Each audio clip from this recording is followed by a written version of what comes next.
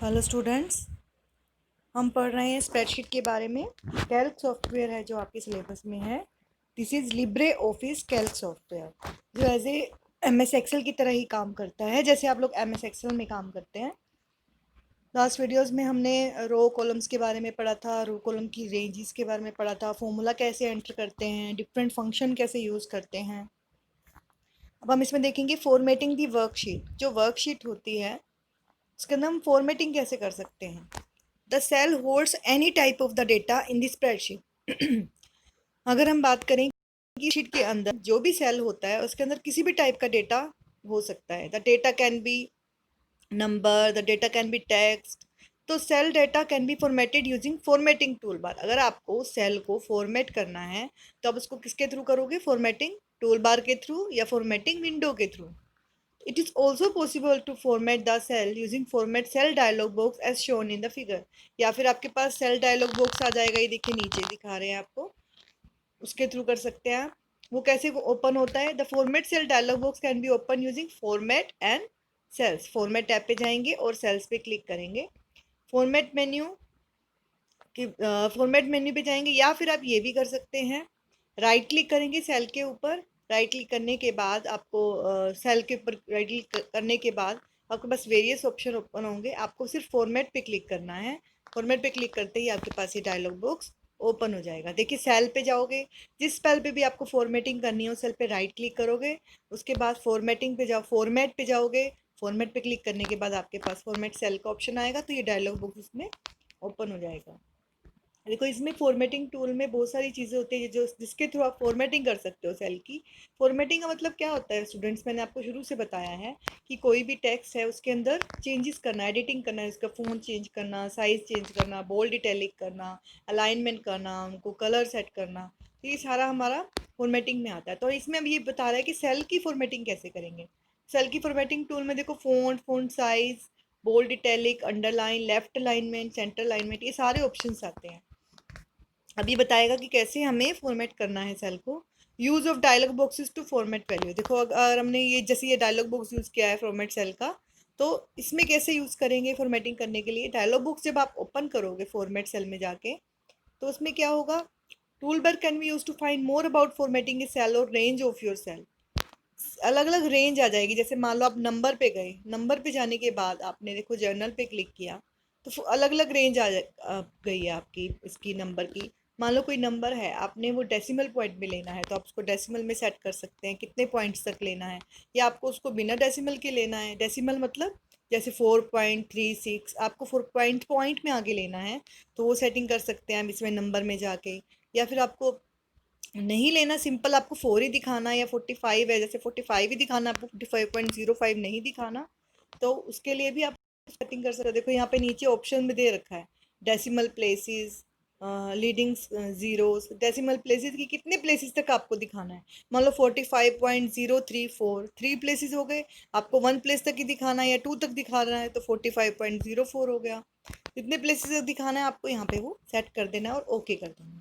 अब फॉर्मेटिंग के range of cells with decimal places, आपको पूरी रेंज को करना है।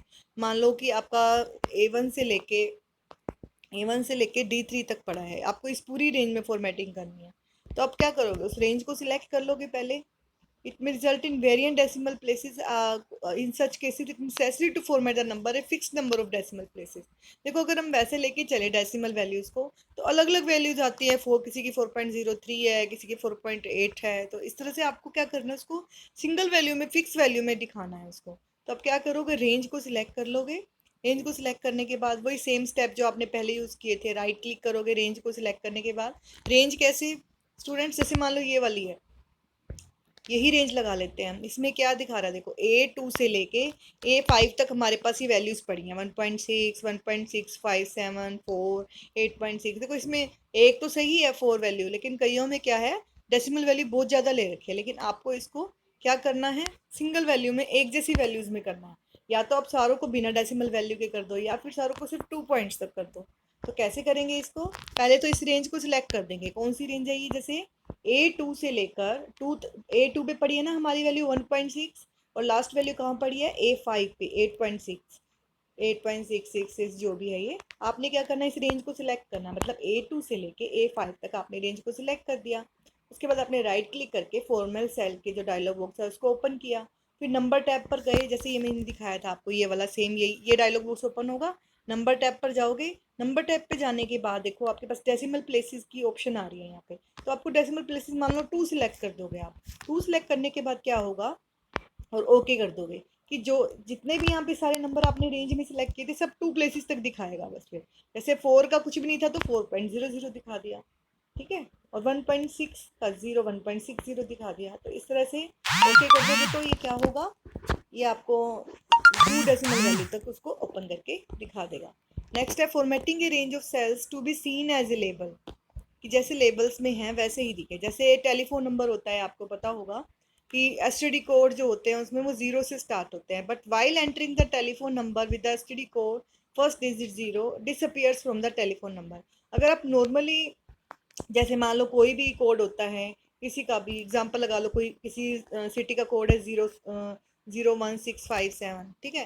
लेकिन जब आप उसको डालते हैं सेल में तो 0 अपने आप रिमूव कर देता है, वो 0 की आगे वाली वैल्यू को समझता ही नहीं है। तो ये चीज़ आपको रॉन्ग लगती है, आपको चाहिए कि 0 दिखानी है पहले, क्योंकि 0 जो इसका जो कोड होता है किसी भी सिटी का वो 0 से स्टार्ट है, तो आपको 0165 दिखाना है। लेकिन जब आप डालते हैं लेकिन वो अपने आप डिसअपियर हो जाता है, तो वो दिखाने के लिए आप क्या करोगे, सेम वही है। If you make this numeric value as a text then the complete telephone number will appear with the preceding 0। अगर आप इसको सारी न्यूमेरिक वैल्यू को एज ए टेक्स्ट दिखा दोगे ना, तो वो जैसा है वैसे का वैसे अपीयर होगा।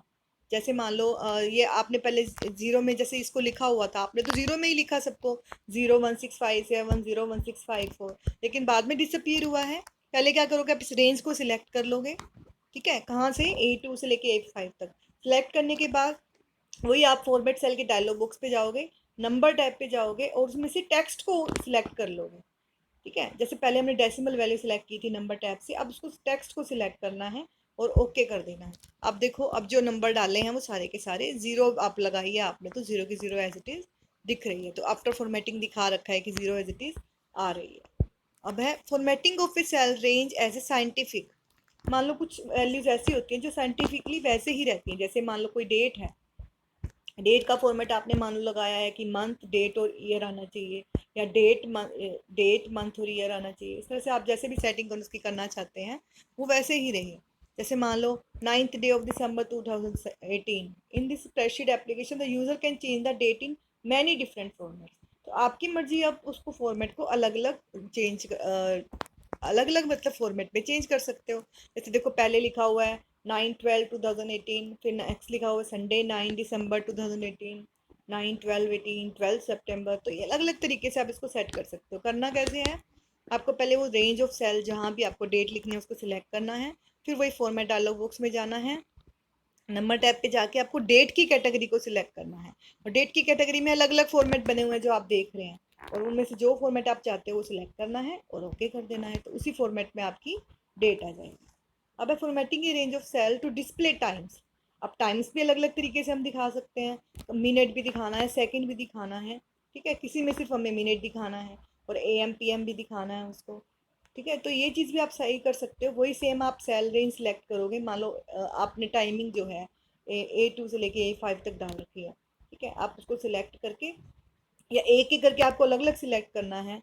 तो आप जैसे आपने पहले वाले 2 को किस फॉर्मेट में लाना है, तो उसको रेंज को सिलेक्ट किया, वही फॉर्मेट डायलॉग बॉक्स में गए, नंबर टाइम में आप टाइम कैटेगरी में जाना है। अब टाइम कैटेगरी में जो भी आपको टाइम की फॉर्मेट सेव करनी है, मान लो आपको मिनट भी दिखाना है, AM PM भी दिखाना है, जो भी फॉर्मेट चेंज करना है वो सिलेक्ट करके